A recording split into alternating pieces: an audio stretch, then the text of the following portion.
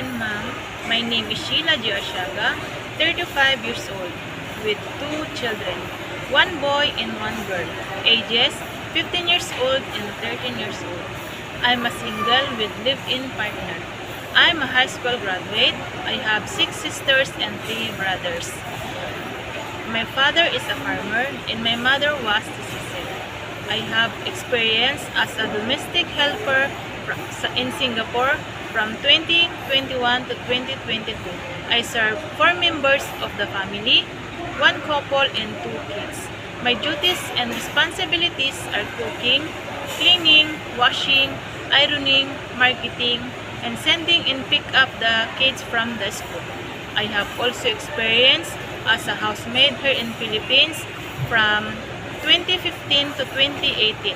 I serve 5 members in the family, 1 grandma, 1 couple, and 2 children.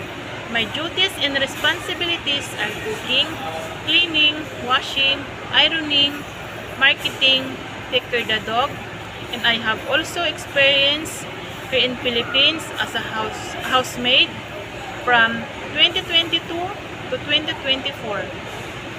I serve 4 members in the family, 1 grandma, 1 couple, and 1 adult. My duties and responsibilities are cooking, cleaning, washing, ironing, and marketing. If you select me, ma'am, I promise to do my household chores. I'll do my best to do my household chores, ma'am, and I'll do my best to do my duties and responsibilities. Thank you.